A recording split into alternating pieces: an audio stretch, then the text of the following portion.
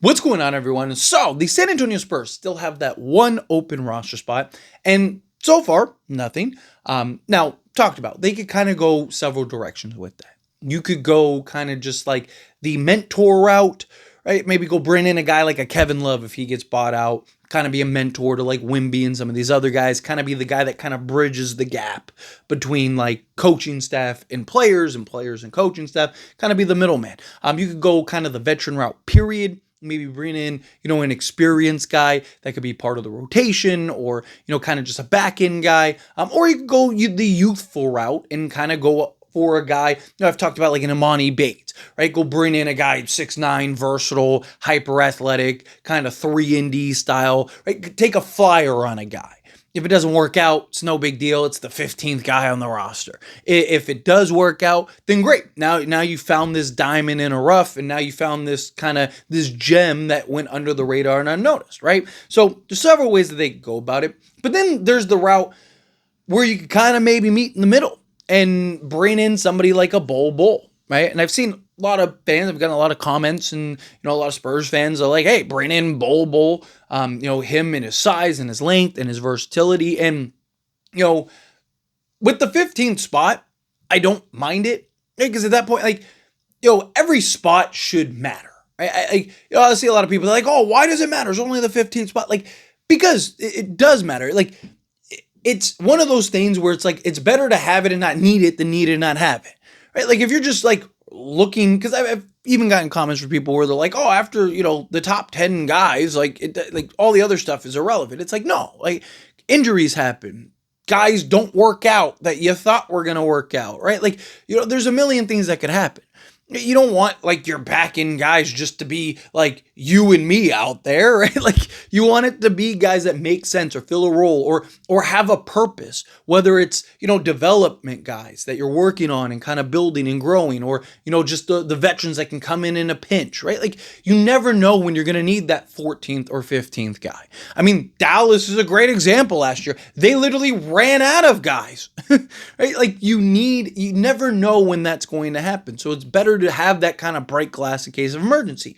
But somebody like a Bol Bol, I think you kind of get a little bit of both. Guy that has some experience, like come in, play a role, right? But also has the upside youth and potential to be the kind of the upside guy. I mean, he's still 25 years old. He'll be 26 about a little over a month into the season. My problem with Bol Bol, right, is the motor, how much he buys into the game of basketball at times, right? You watch some of these games with Bol Bol, and especially in the Magic, when he had the kind of that year where he kind of emerged, right?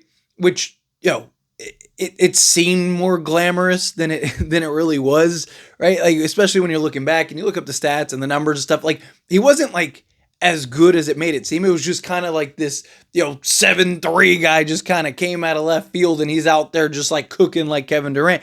But you have these moments where you just see and you're just like, wow, there is a superstar in there, right? He has these moments and you're just like, man, if somebody could just unlock him, right? Just take the key and boom, unlock him, and all of a sudden he's out there just torching the league. And then you watch games where you're just like, yeah, that's why he can't find a home, right? There's these two extremities of him, right? There's just this man, there's a superstar in there somewhere, and then there's all right, this guy's probably out of the league in a couple years in there, right? But even if you don't unlock the superstar element, even if you just kind of get in the middle, and he's just a really good role player off the bench.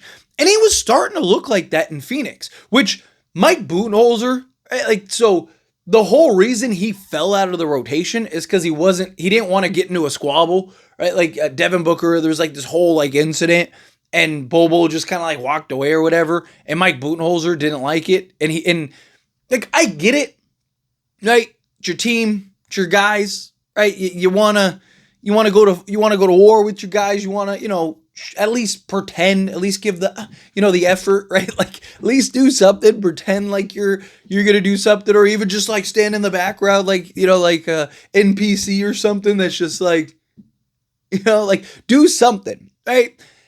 But like to just pull a guy out of a rotation who is really good for you is a little ridiculous, right? Like talk to him, tell him like, hey, again, it's the NBA in 2025.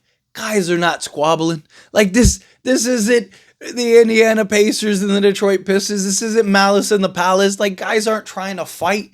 Like guys aren't trying to lose hundreds of millions of dollars because somebody said something mean to them, right? Like you have to be completely foolish to especially like the higher end guys. And somebody like Bol Bol that's making like a vet minimum, it doesn't make sense for him, right? Like I'm gonna go and get into a scuffle, and then they're gonna fine me, $50,000, and I only make $1 million before taxes. Like it's just like after like fees and all that other stuff, it's like, man, like I don't have that money to just be throwing around. So I just think the whole Phoenix Suns incident, because he was actually again really good for him, right? He was again starting to show signs of like a rotation player, and to like quickly go through his stats, right?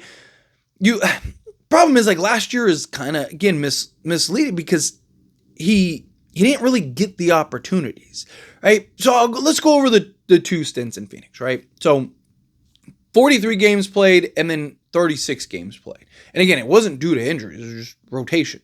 All right. But last year was 12.4 minutes per game, 5.1 field goal attempts per game, shot 52.5%. From 3-point range on 2.6 attempts, shot 34.4%. Now, the first year in Phoenix, he actually shot 42.3%, but it was only on 1.2 attempts, where he got almost 3 attempts. But still, 34.5% on 3 attempts and limited minutes, right? Like, it would still be good because you could slot him in at the 4, you could slot him, really, you could slot him in 3 through 5 for you, with the size and his length, right? Imagine him and Wemby like out there, just the length that you'd have. 70 from 2-point range, 71.1% on 2.5 attempts. EFG of 61.2%. He shot from the foul line at 77%, grabbed 3 rebounds, an assist, half a steal, round up to a full block, and 7 points per game. If you look at his per 36, which per 36 doesn't tell you everything, but it kind of gives you a little idea. He had essentially video game numbers. I mean, he had 20 points, would have had 8.5 rebounds, 2 assists, a steal, 2 blocks, right? Like the guy has the potential there. It's just unlocking him. And I wouldn't hate, like if you're the Spurs, hey, like why not bring him in, get a look at him, take a flyer. Worst thing that happens is it doesn't work out. You let him go and you move on. I don't hate it. But let me know your thoughts and opinions down in the comments. That being said, if you haven't liked this video, hit that like button. Helps me a lot. So we enjoy these types of videos and I truly appreciate it. Not subscribe channel, hit that subscribe button, turn on the bell notifications. Appreciate y'all. See you in the next one.